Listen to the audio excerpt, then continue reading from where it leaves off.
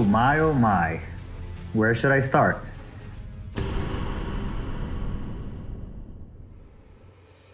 As many people have already said, this game is basically the magnum opus of FromSoft games, taking all the experiences culminated from previous games and mashing them together in such a masterful nature.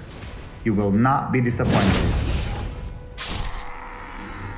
Stealth and jumping from Sekiro, aggressive playstyles and some Lovecraftian themes from Bloodborne, all formed on the basic formula of the Dark Souls franchise and dropped into the beautiful intertwining world filled to the brim with mystery,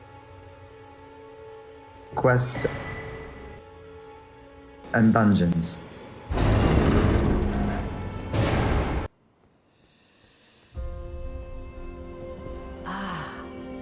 It was thee, not blithe it seemeth. Like all of you, I'm waiting for the great Vati Vidya The all-knowing! to drop the lore videos for this game, since Elden Ring includes puzzling lore hidden within NPC conversations, Then we are willing to raise the banner of resistance. items, and cinematics as well.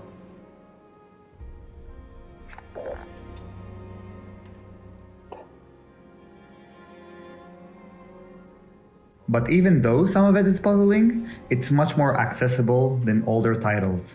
It's still hard to understand the exact details of the different factions and areas, but at least you know right away what your goal is and what you need to do to achieve it. There are much more NPCs than earlier titles. Some of them even start the conversations themselves, and their dialogues are much more comprehensible. Some clod turned me into a tree.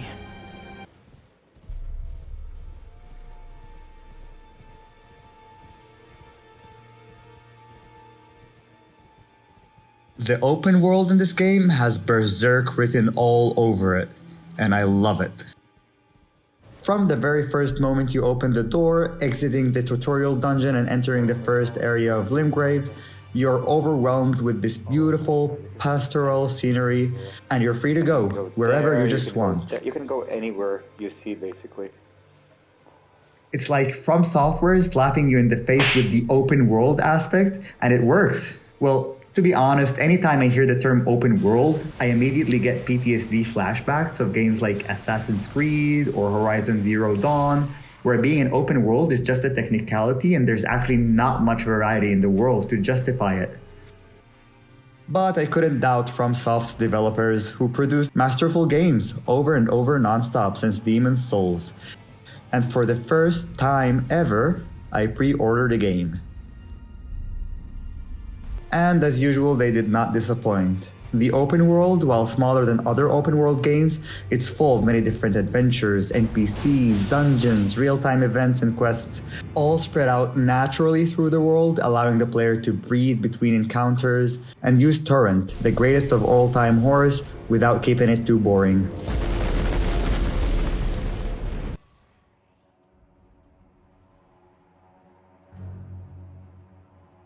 For combat, they nailed it again. The combat in this game feels amazing. The hitboxes have improved exponentially since the Dark Souls franchise, and everything looks and feels so clean. Now, a new game mechanic is introduced, horseback riding. Since it's an open world game, the developers made the right call of adding horseback riding for traversing it. The horse doesn't feel out of place and the controls are as smooth as other aspects of the game. It can even double jump.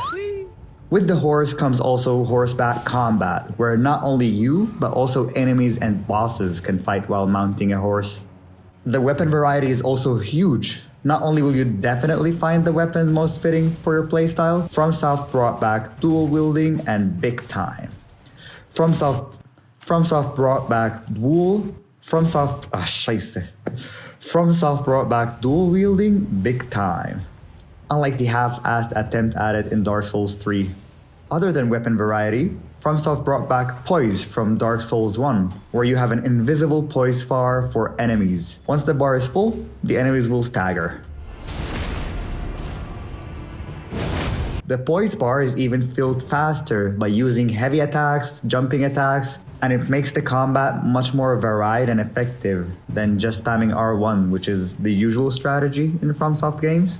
Spells also play a much bigger role here. The variety of different spells and spell build is big enough to afford a few diverse builds, from pure mages to spell swords to even dragon breath builds.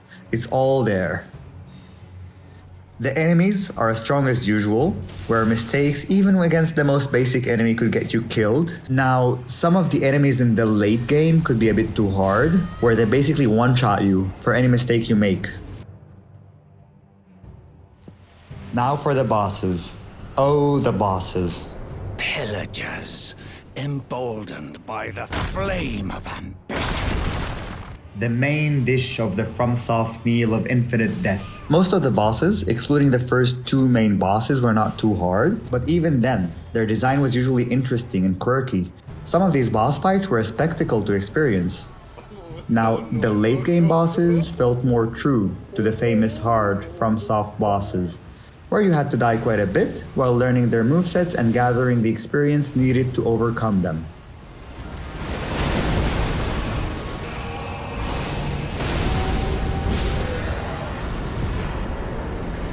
Now, even though I liked most of the bosses in the game, especially the design, there were some late game bosses that I must say felt a bit too bullshit. Most of their movesets are usually fine, but then FromSoft had to add this one more bullshit aspect to them, making them too frustrating to enjoy. Luckily, most of them are optional though.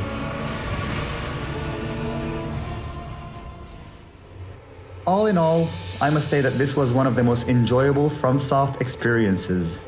I'm looking forward to my next few playthroughs, trying out different builds, seeing how they work in the game. But I can say that this one easily challenges Bloodborne as my favorite FromSoft game, and I love it.